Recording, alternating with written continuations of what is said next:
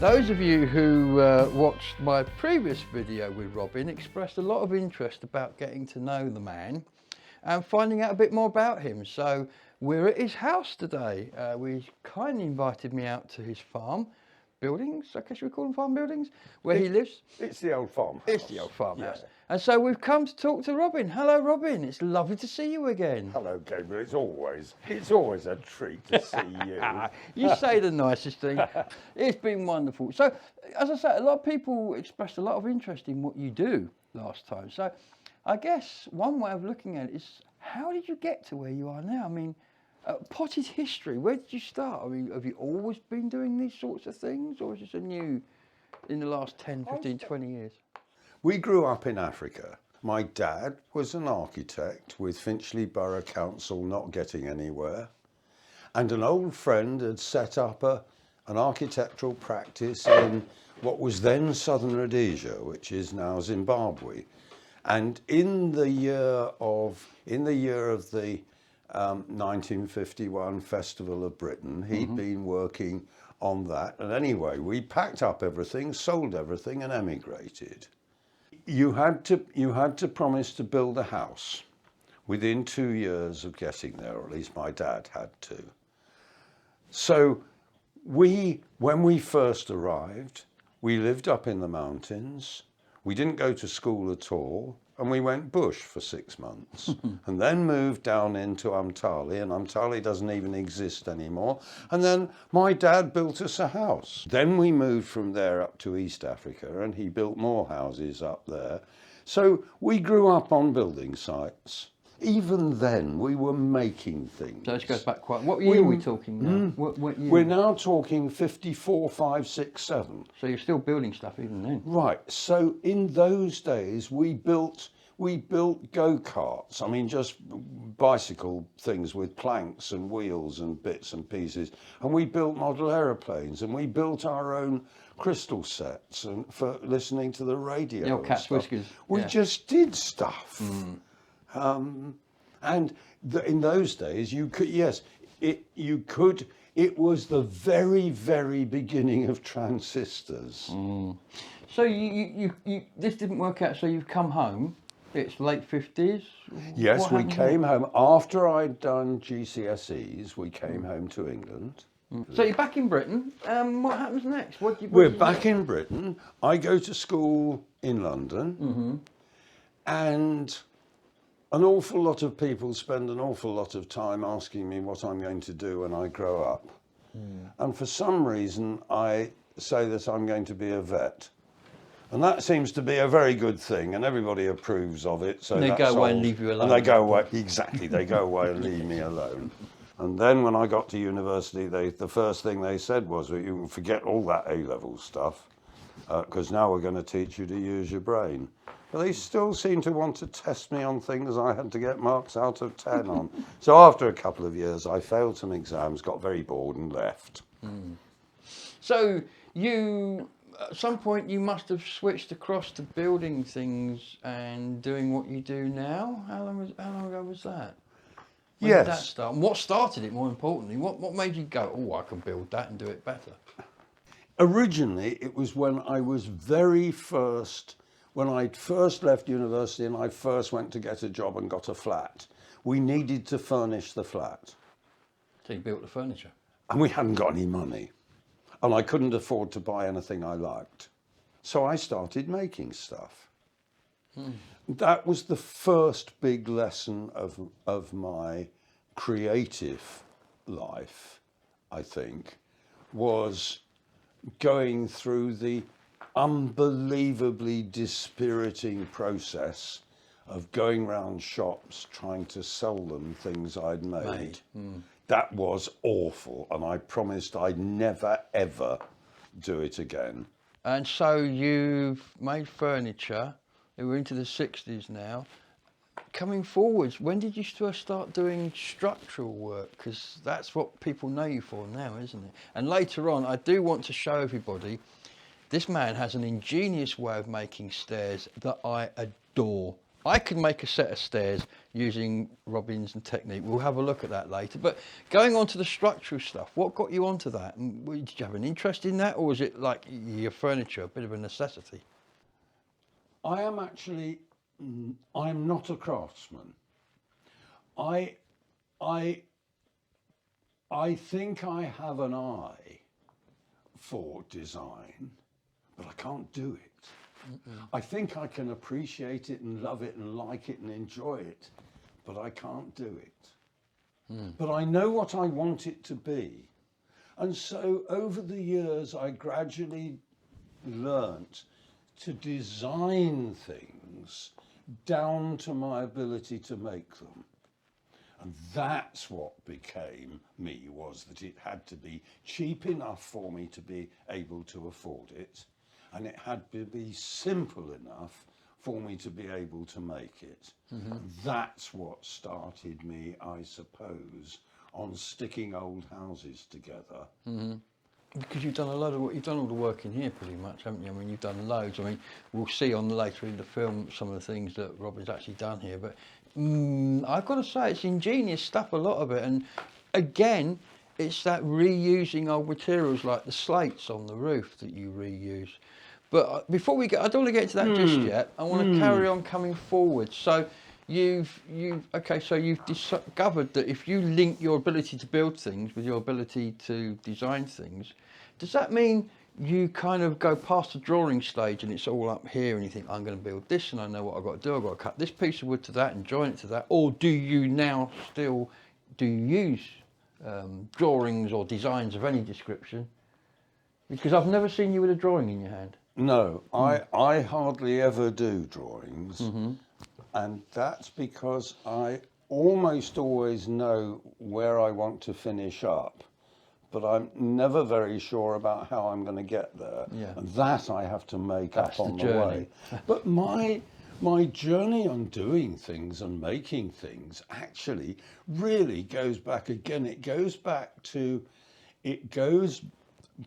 the 60s and the beginning of IKEA, but it also goes back to my beginnings as a grown-up and buying my first house at a time when you could do that. I mean, my first house, which we bought in about 1966, I think, was £3,000.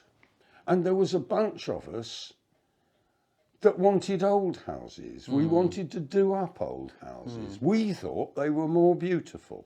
Well, you were right.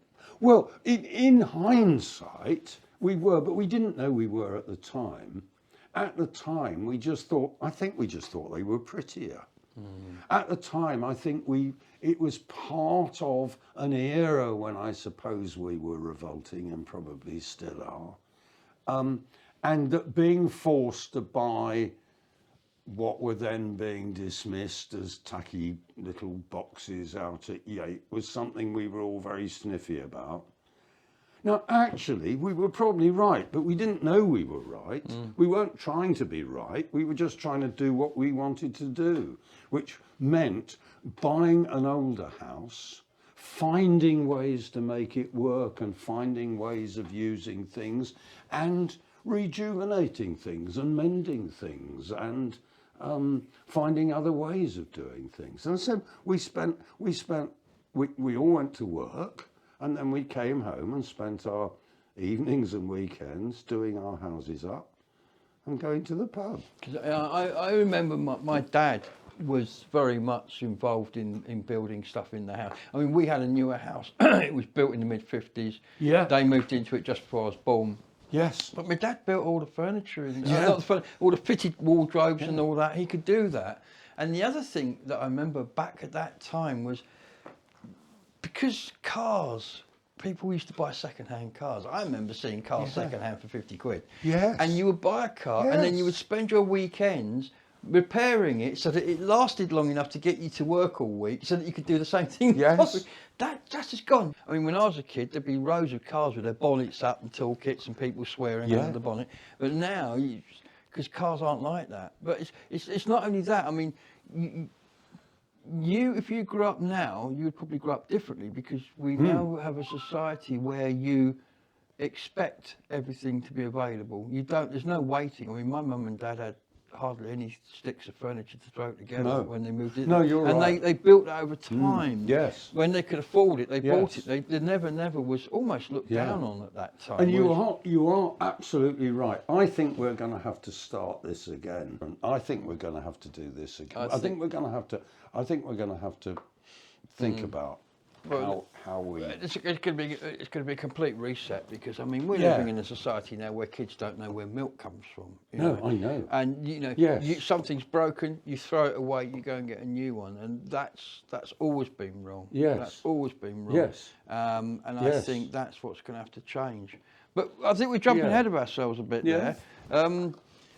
So it's like the 60s. You've bought your house. You've done work on the house. So how does that go from doing that to what you've done at the Red Brick, what you've done with those containers, what you did at Birtle Village Hall? At some point, you must have kind of had like, I guess maybe a road to Damascus moment and say, this is how I'm going to do it. Or has it come back to, I can do that this way, that's the way I'm going to do it? I don't know. I don't know how it happened. What I do know is that I've spent all these years earning a living and sticking my house together and making it beautiful. Maybe, and I'm very good at mending things and fixing things and making them work when they don't work. So maybe people would pay me to do those sorts of odd jobs. And it turned out that they did. I knocked on people's doors and I said, "Give us a job." And they Yours are said, Hughes. and they said, "What do you do?" And I will do all the jobs that everybody's quite happy to pay for and nobody will come and do. And that's how I started. So, what would you say if we take in things like Birtle Village Hall, the Red Brick Building, the Argos Building, all of these projects that have got Robin stamped all over them? What would you say was your first one? Have you got one you can go back to and say, that's when I started doing what I do now?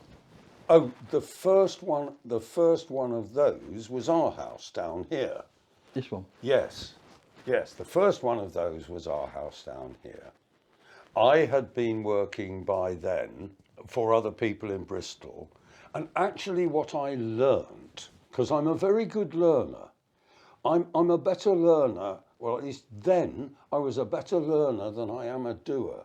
So having said, I'm actually not very good on the tools. Other people are much more skilled than me.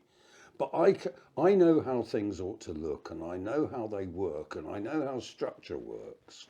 So if I can find a way to do it that designs it down to my ability, then I can do stuff. So by the time we came down to Birtle, I'd developed a reputation in Bristol, actually an official reputation, with the council, no less, for being able to mend listed buildings. Bristol had got its knickers in a twist over listed buildings and conservation areas, and nobody was allowed to do anything to a building that had a conservation order on it. But I found over the years, because I had to go in and mend broken loos and washers on taps and windows and bits of roof and chimneys and doors, all of which had conservation orders on them, that I could mend them in a way which was approved by the conservation authorities in Bristol. Oh, that makes you very valuable. That was what suddenly made me useful. We were very artisan. I mean, we just had to find ways of sticking them together. We had to find ways of making them work without upsetting the aesthetic of the thing. And that's what I developed a reputation for. So by the time we came down to Birtle, which wasn't until 97, I'd learnt a lot about how you stick old buildings together so they work. So when we came down, our local authority was Sedgemoor, and our building was a listed building, so it was conserved. So technically we weren't allowed to do anything with it. But it turned out that actually there was very little expertise about as to what you ought to be able to do with a building like ours, a grade 1 architecturally important listed cathedral. Everybody's an expert. It's in the grade 2 and this grade 2 It's a star. grade 2, it's listed, it's starred, it's all that. Everybody knows what to do. But actually, Nobody knows. nobody really knew. So what we had to do was to try to find ways of doing it so that we did what you were talking about the other day, Gabriel. Clough Williams Ellis was saying, your past is what you are. Your past is what you now are. You are now the result of all the effort and care and expertise and skill and artisan work that went into creating that house as a beautiful thing in the first place. And you've got to treasure that. And then you've got to deal with it as sympathetically as you can. But you want it to still be there after you've gone. So you're looking to the future. You're probably mainly sticking things together. If you are going to build something new, you want to build that for the future. Now, I'm not sure what Clough Williams Ellis was doing for building for the future. Well, Port Merion's still there, it will always be there. But Port Merion is still there as a testament to somebody who understood aesthetics. He understood what architectural pleasantness was.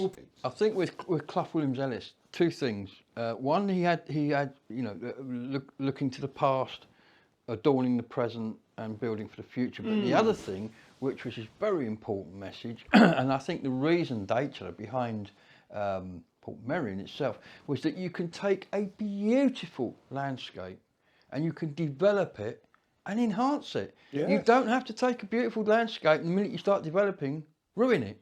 And that's what Port Merion does. I mean, it's taken a beautiful area. I mean, it's gorgeous up there. And it's built this little village in it, which enhances the area and makes it better. And, it can be done. I mean, people laugh at Prince Charles, building all these old cottages, but, well, has he got something? I mean, these houses like this will probably be here for another 200 years. I can't see a lot of the houses being built now lasting another 200 weeks. Some of them they're just thrown up with like cardboard boxes almost. They're not built for the future. And most of them don't blend in. They're a scar on the landscape because they're all white. I like personally. I wish they put bricks on buildings because they blend into the landscape more. But they build these great white eyesores and they're all mock Georgian or mock Edwardian or mock something else. Can't we design something just as good as that for now, using the past, present and future argument? Obviously we can't. I mean, there are buildings out there that do it, but they're kind of one-of-a-kind buildings and they stand out. But they don't really do it, I don't think. I think it's an enormous problem with renovation and refurbishing of things is that if you're not careful, instead of preserving the things that are important about it, and instead of preserving the heart of it, you get forced down a narrow thinking, totally economic, short-term reward, box-ticking exercise that will create a sterile box to replace a structure of beauty and warmth. And that, I think, is a disaster. Yeah. Wholesale slum clearance of the post-war, immediate post-war period, of which my father, for one, was proud. He didn't realise until years later, because he was proud to be part of it when it was happening, that he was also part of the wholesale destruction of the social fabric of communities. Yeah. And we've been doing it now for 50 years. And if we're not careful, we're going to go on doing it, and it is a massive error. Let's knock it down and start again and build boxes instead of using. It's a disaster. It is a disaster, and I think to a certain extent your father probably had not an excuse, but I mean he was innocent to a certain extent, because at that time he was living in the world of, oh, it's a brave new future, there's lots of bomb sites, let's rebuild, let's start again. Places like Plymouth, places like Bristol, Yes. all these beautiful city centres just eradicated with this new horrible stuff, which now, if you go to Plymouth now, it's grade 2 listed, some of this. Yes. I mean, it's a bit brutalist, some of it, it's not to everybody's liking, but, and I think now we know better that they're still doing it. Those people have got no excuse. But people of your father's era, they thought they were doing the right thing. They thought they were making this sort of marvellous society, greenfield. Yes. Because obviously back then the slums were associated with poor health and poor conditions and antisocial behaviour. They were going to clear all that and build this beautiful society for everybody to live in. They just got the vision wrong, but they had the right idea. But I think when it comes to it now, I think we now understand that you shouldn't just destroy all this stuff, and it has a place and it has a future. And I think the fact that we're still doing it makes it inexcusable. I think you're absolutely right. I mean, my father immediately post-war was proud to be part of the brave new world and part of the slum clearance. He didn't realise until years later how much had been destroyed. But they did it with the best of reasons, and I'm not sure what would have stopped them and opened their eyes and made them say, hang on a minute, you're doing this wrong. You're trying to do the right thing, but what you're actually going to create was one of the least loved shopping precincts of that whole post-war period until the late 90s. And of course, Glastonbury did exactly the same thing with the Moorlands site. Oh, yes. The Moorlands site, when Moorlands shut down, it was full of interesting, sometimes aesthetically important, mostly extremely well built buildings. Well, look at the Zigzag, first Bauhaus factory building in the country. It should never have been flattened. And to allow the South West of England Regional Development Agency to flatten it and then spend 21 million quid of your money and mine in producing a set of traffic lights and screw fix. There's nothing wrong with screw fix, but that isn't what you should have. We have destroyed all that heritage. And in our enthusiasm for doing something with the Red Brick project, if we're not careful, we're going to do the same thing again.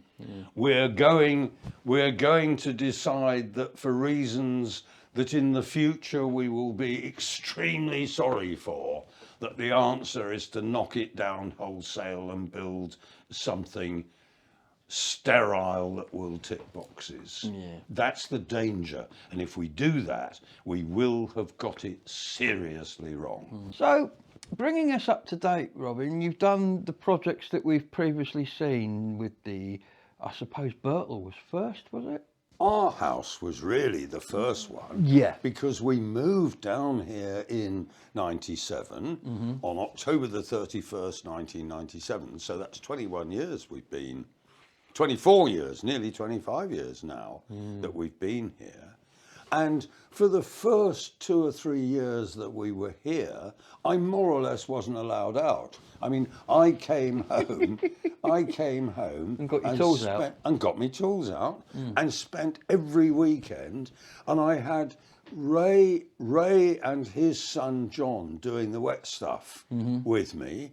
And I spent the whole weekend making sure that I'd got things organised for Ray for the week, And then I'd go up to Bristol every day and work, and then came back again.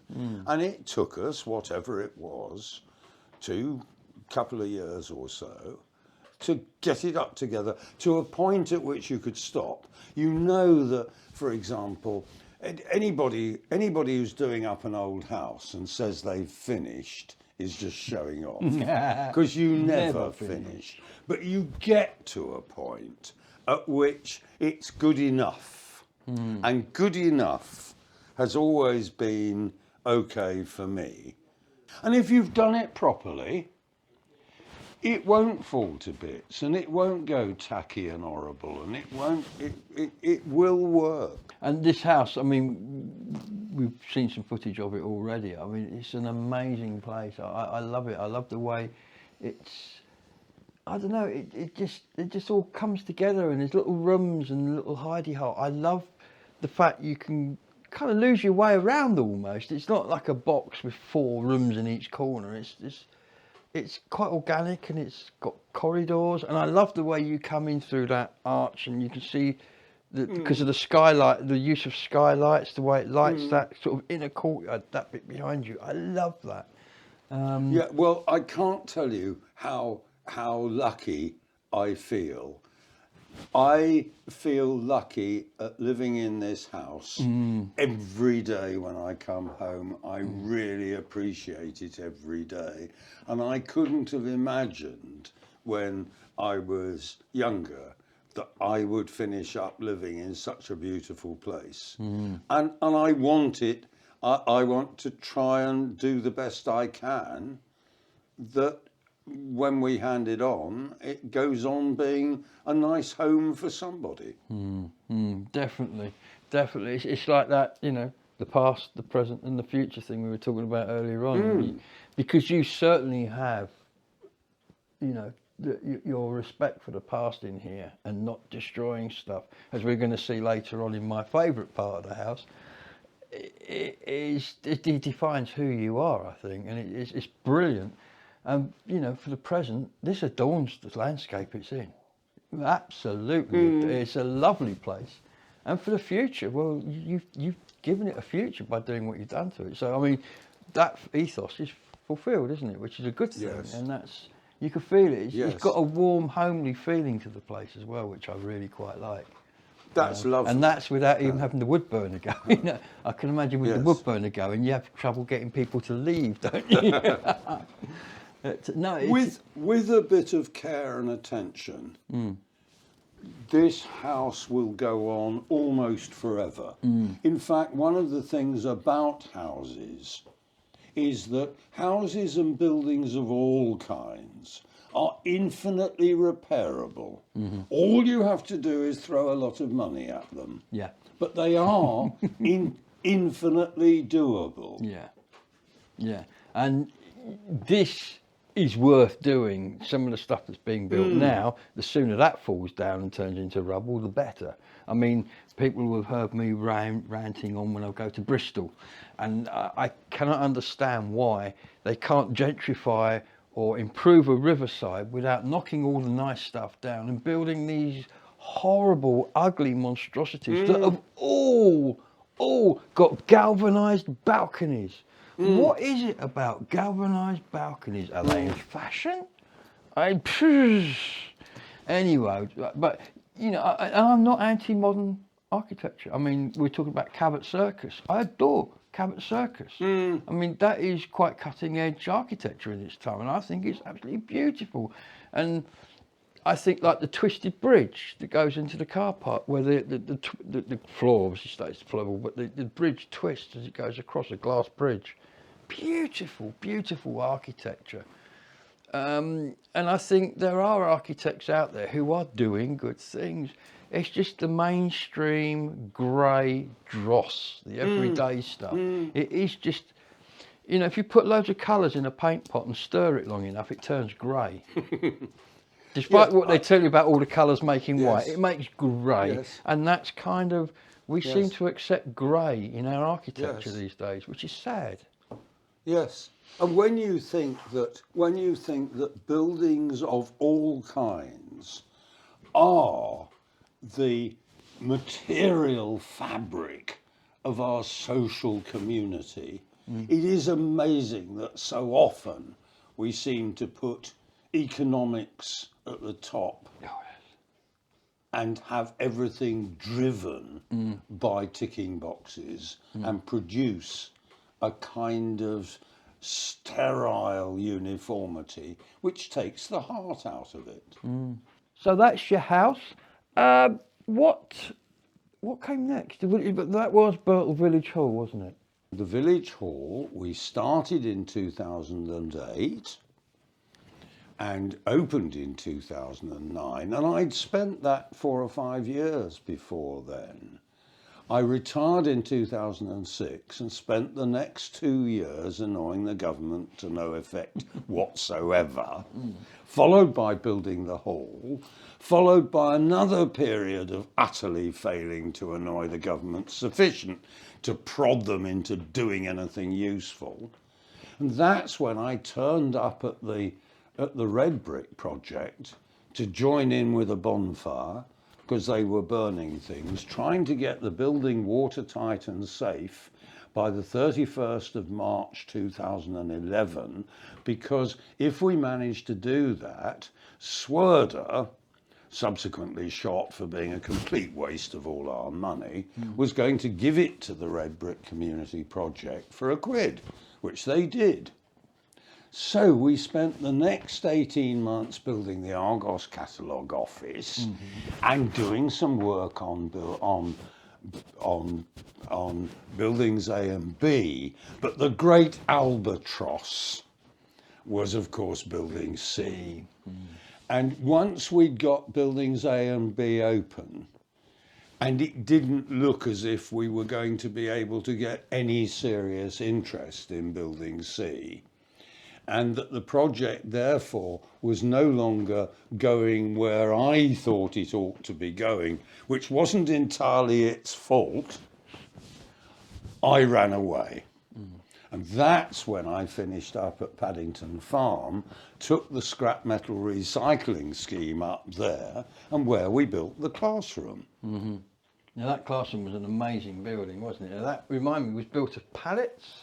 Yes. Just pallets? Yes. And of course, part of the Red Brick project in 2011, when I came to join the bonfire, was building the Argos office, which you've seen, the Argos catalogue office. And that was only because if it was a community project, we thought the office for it ought to be down on the site and not in town. Absolutely. So that's why we built the Argos catalogue office.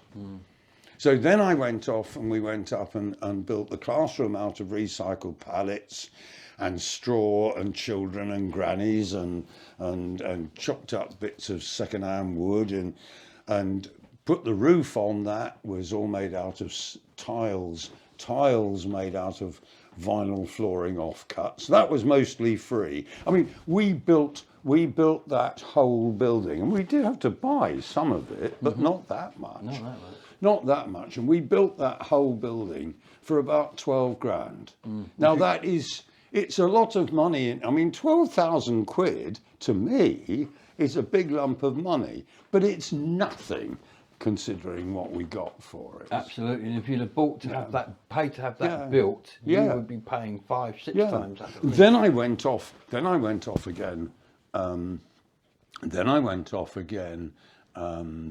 And we did the container project, and the container project was yet another utterly futile attempt to try and prod the government or a local authority or people responsible for housing into doing something, anything to deal with the fact that we had 17,000 people in Somerset on a housing waiting list, and the biggest demand for housing was for single people, many of whom were virtually homeless. So that was another of my massive failures. Except that Jim and John Paul finished up with a home, which was 2 more people with a home than otherwise I would have achieved in 40 years of banging on about housing. But importantly, that's easily repeatable. I mean, only takes somebody with a little bit of imagination. That project is eminently and easily repeatable and upscaling. Absolutely. You could have 20 or 30 of those in a nice, pleasant environment, and people will be happy to live there. I personally, as I said on the day, I would give up my tenancy and take up a mortgage on one of those tomorrow morning. Yeah. I would. Downsize, go in there. Yes. I would be over the moon. Yeah, and snug as a bug. Snug as a bug. Snug as a bug. That was a comfortable place to live. That was a comfortable place to live. When we come to Christmas, I suppose, 2019, Tom Clark, and it's greatly thanks to him, had been campaigning to get something happening in Building C for the intervening 6, 7, 8 years, during which it had just got sadder and sadder and sadder.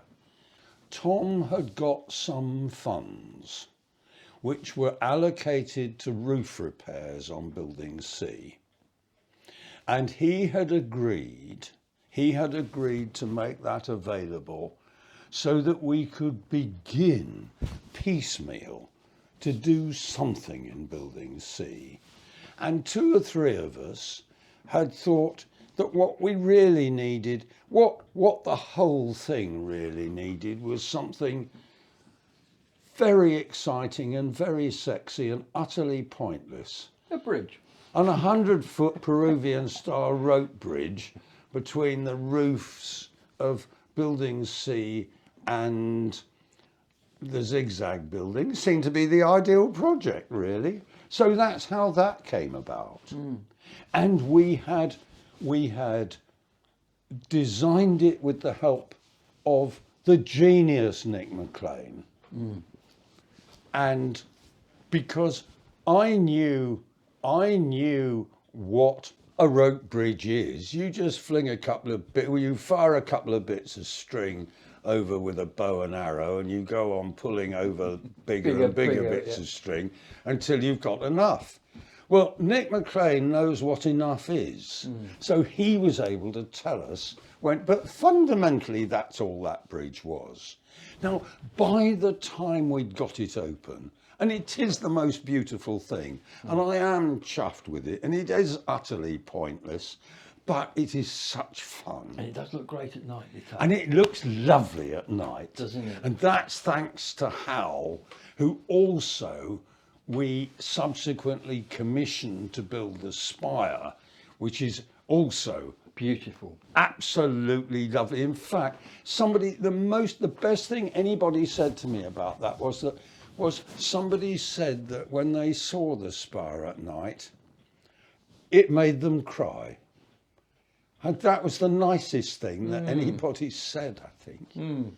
So by the time we took the town's fund seriously, we were doing stuff. And what that accelerator fund of money, which was just a very small amount out of the big picture, gave us, was a chance to make a serious start on it. And we were given the money, the 250 grand, on the basis that we would do what we said we were going to do, that we could do it by the 31st of March 2021, which is this year, and that we would spend all the money. And guess what? We did. And that was a massive achievement. But it was a massive achievement in a very small way by a small, dedicated bunch of people with enormous enthusiasm and the technical expertise of Nick McLean, a structural engineer, where I knew what we had to achieve to get the structure to stay up, and Nick could tell me how to do it. And Nick could tell me what I had to do, and I knew how to do it. And that's how we did it.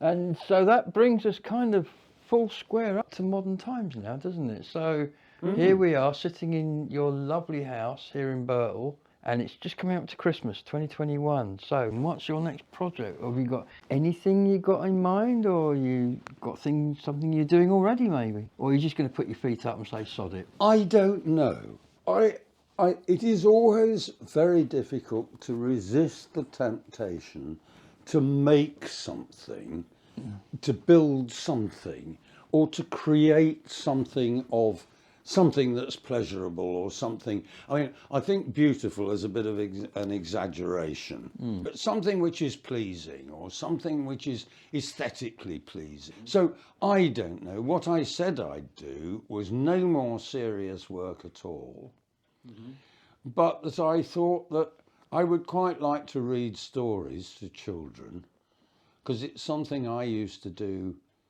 almost obsessively with my children, because it put them to sleep, which was always a great relief. And I felt that Dougal and the Magic Roundabout was due for a return to popularity. So we might do that. So, I would like to say thank you for inviting us to come and see you today and talk to you. I hope that, Robin's answered some of the questions that I know people have got for him. Would you, if somebody out there in video land was thinking, oh, I've got an idea for a project, I wonder if I can find somebody who can help me. Would you be interested in talking to anybody? If they had an idea, would you be willing to look at stuff? The simple answer is I don't know. What I'm saying to people is that I am planning my return to planet Earth, despite my ancientness, but I'm just not rushing at anything. We are going to go in a minute and have a look at the cider house. Yes, lovely. Because I love the cider house. It says exactly what Robin's about, and you'll see why when we get there, because there's a couple of features that I want to show you, particularly and have Robin tell us about, which I find fascinating. So this building here is the cider house, isn't it, Robin? It is, yes.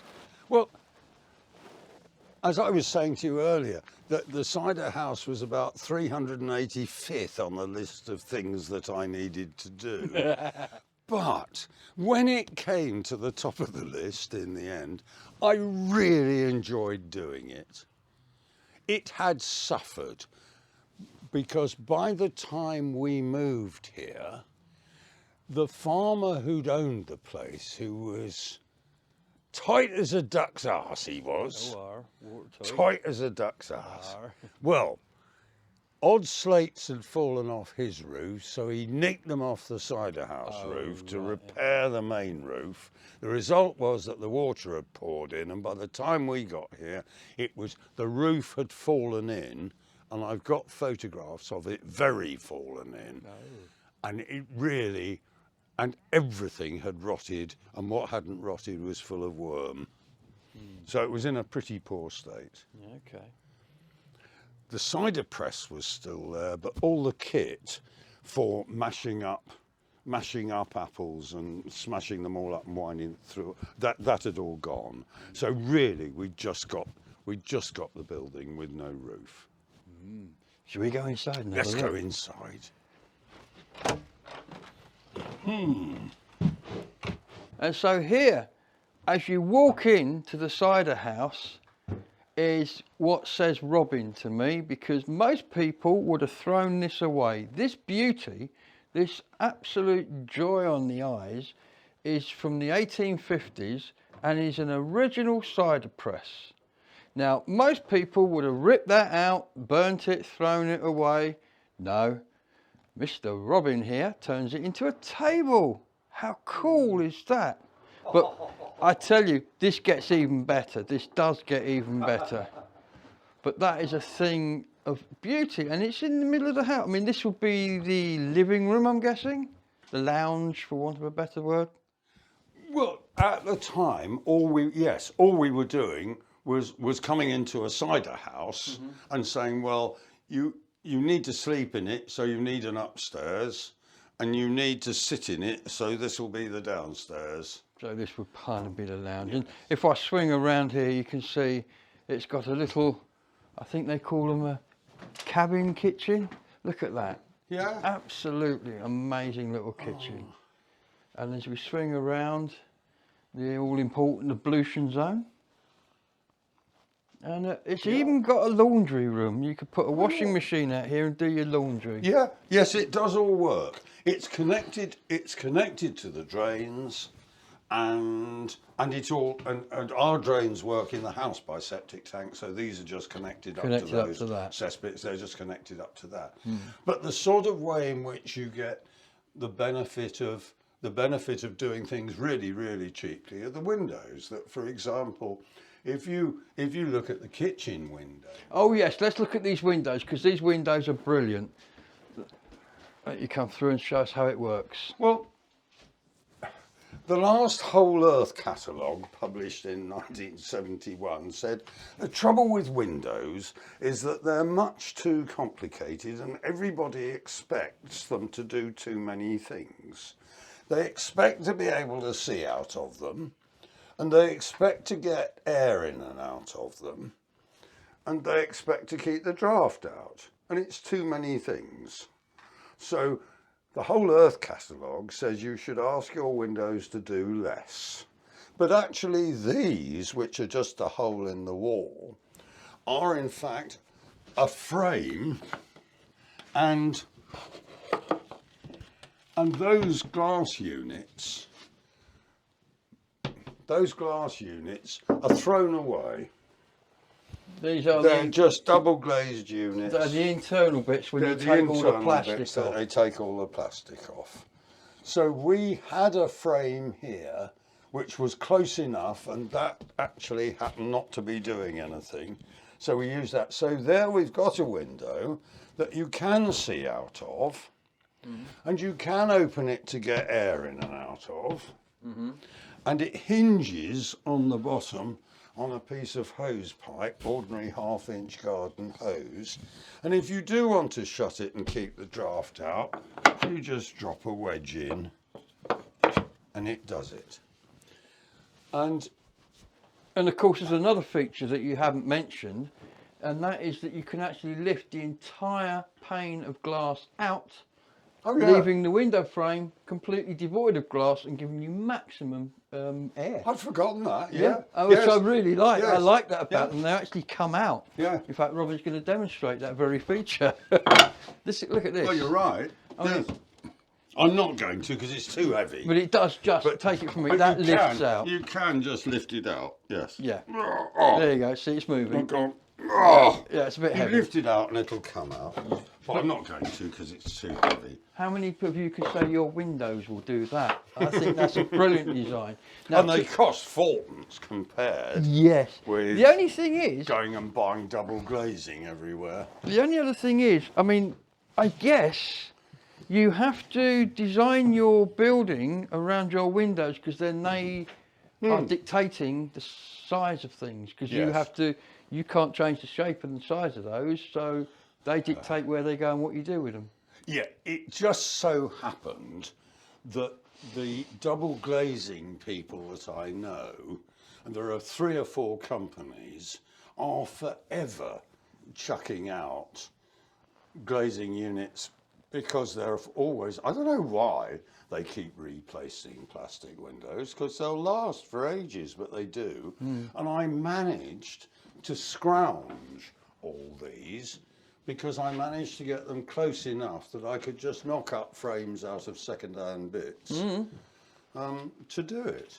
It's absolutely fascinating. Now, that's the windows, which I think are one piece of Robin genius. And as you can see, the same process works all the way around. Tell me about this. This has got a story as well. This gorgeous, gorgeous, gorgeous wood burner. Oh, no, that was hugely posh.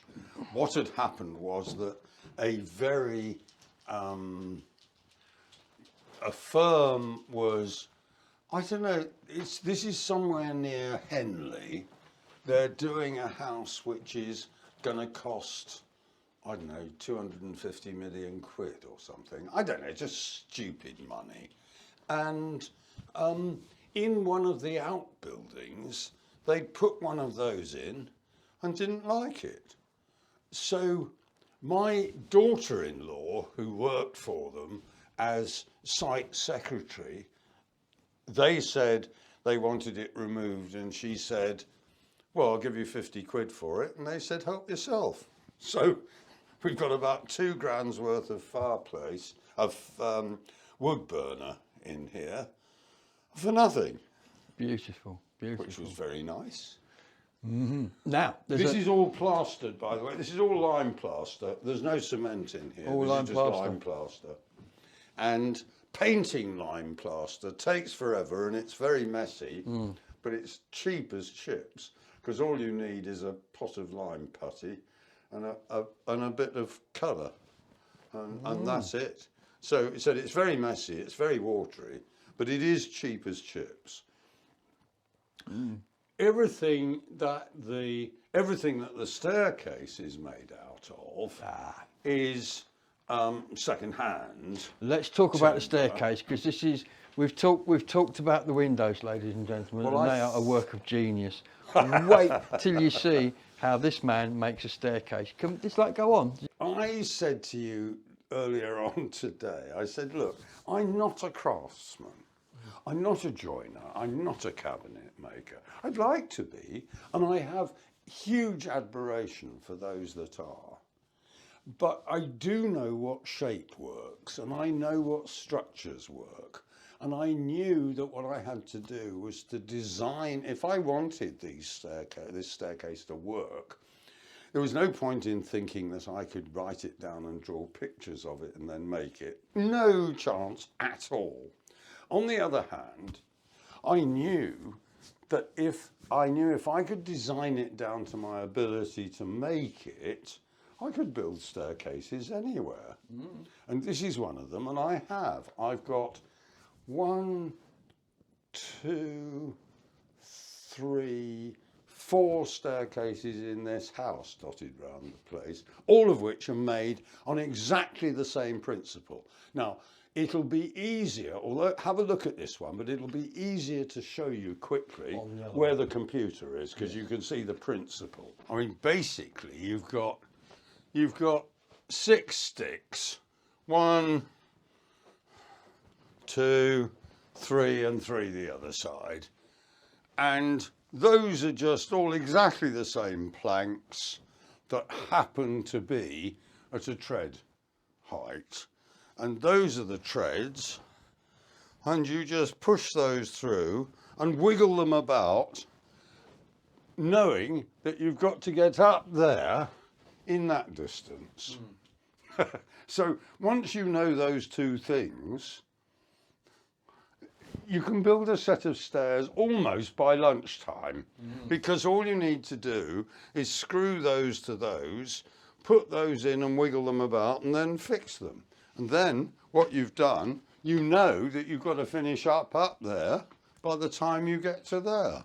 And that's it, you've done it. Job done. That's interesting. And also, because this is, with the 6 sticks, that's a standard straight staircase, isn't it? Yes. But the other ones we've seen go around the corner, yes. Are they just as easy to build? Yep. Yep.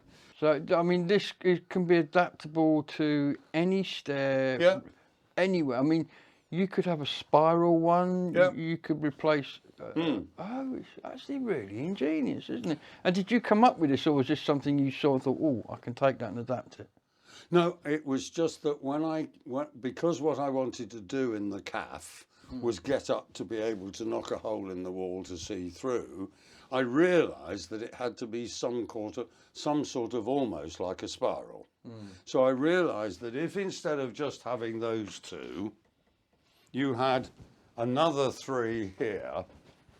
Yes. 1, 2, 3. Then you come round here, but you come on round and up. Yeah. So you then finish up here, pointing this way. How do you hold them in place once they're in? Because you can't. Just got a screw through them. Oh. That's only a screw. That screw is skew screwed. I'm quite happy to skew screw. I'm not trying to make it straight, I'm trying to make it not move. So I put a screw in here, and point it slightly that way. Yeah, yeah. And it goes in there. Ah, gotcha. Then it's job done. Because all you need really, it only takes about 6 sticks and some treads. That's all you need, and you'll see. But basically, if you put in the horizontal treads that they're going to sit on, you just put them in where they work. Absolutely brilliant, though. And again, as a cost, because I mean, a lot of this wood you could probably find maybe second hand, Yeah. or just discarded completely. Yeah, or if not second hand, I mean, you can often cobble together short lengths. I mean, the floor, this is a perfectly conventional floor. I mean, that's not recycled or anything. You've got to buy stuff. Yeah.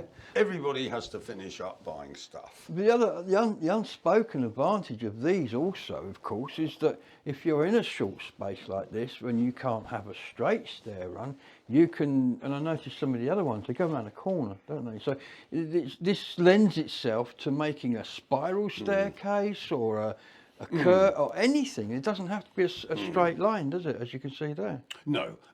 And also, to be fair, building regs that have a fit. Oh, yes. There is absolutely no way that you would be allowed to build a new house with a staircase like that. Sadly. But this is a listed building. This is a listed starred building. And you can get away with almost anything you like. All sorts, yeah. And then you can tell the office and the box tickers and the jobs worths and all that well, see, you've got to do it this way because it's in a conservation area, or it's a listed building, see. And actually, well, there are downsides of this, but this works. Should we go and have a look upstairs? Yeah. Because this is the pièce de la résistance, as they say in Rotherham. Ladies and gentlemen, look at this. This is the upper level. As you can see, across there, across to the window, and then this is it. Look, there's the cider press. Now, rather than taking the cider press out so you can build around where it was, why don't you build around where it is and keep it? Look. I mean, who wouldn't love that? It's absolutely wow. Yes, this is amazing.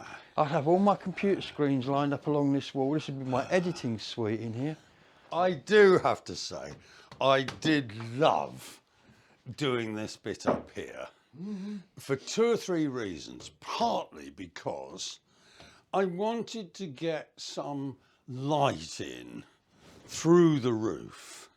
And if you want to get light into a building, the higher up you can get it to come in, the more light you get inside. If you can put something right at the top, then you get a much better bang for your buck. So what we did was, you will have seen, I think in the video, you'll see that you can see from outside.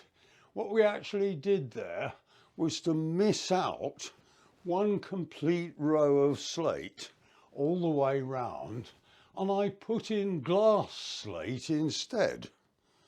Now, the rest of the roof is quite well insulated. That bit isn't, but I don't care, because it's beautiful. And you can look at the stars through there, and at night it looks lovely. So that's one thing about the roof. And the other thing is why you don't have to have any beams across that you keep bumping into all the time. And normally in a conventional roof, you'd have to have beams across. But because we've got the equivalent of a ring beam round here, in other words, this beam round here is all joined up and can't go anywhere. And the result is that the whole of the roof on top just sits on it like a hat. If this was a conventional roof, you'd have to tie it because otherwise it would sink and push the walls out. But if you put a beam round that is all bolted together, and then you build the roof, but you put these boards round it, you've created a hat that just sits on top and doesn't give you any structural push at all. And that makes it totally safe and wonderful. And even building regs wouldn't be able to complain about that. No. It makes it a very, very simple. There's not much joinery in this, and that's another reason. You see, I can't do angles. I can only do 90s and 45s. Do you know what? Funny enough, I was talking to Jeff last night, and he does a lot of work back at his sister's house, and he showed me a photograph. He had built some banisters down from like a decking area outside the door, and he must have cut that 50 times to get it right. He doesn't do angles. Well, no, I don't. I mean, I'd like to, but I can't. Yeah. So all mine are 90s or 45s because that's how they work. That's how they work. And this is absolutely beautiful, Dave. And it's very nice to lie in here and look out over the field in the morning and see the rabbits. I bet it is. It's absolutely amazing. I love it. And I love windows that go to the floor. I don't know what it is about them. They're just something really nice. I did have to buy the glass for this, but then some things do cost a bit of money, but nothing compared with a pucker window for that. If I went out and bought it off a shop... Oh, don't even go there. What? Don't even go there. What, a couple of grand? Couple of grand. Yeah, yeah. Easily. So I doubt if that was 50 quid. And of course, that wood burner, this would be toasty in here within seconds if you put a couple of logs on that, wouldn't it? It's a bit cold downstairs, but it's nice and warm up here. I bet. So, again, thank you so much for inviting us out. It's been absolutely gripping talking to you, Robin, and I'm sure we'll probably do it again. But for now, thank you. Thank you.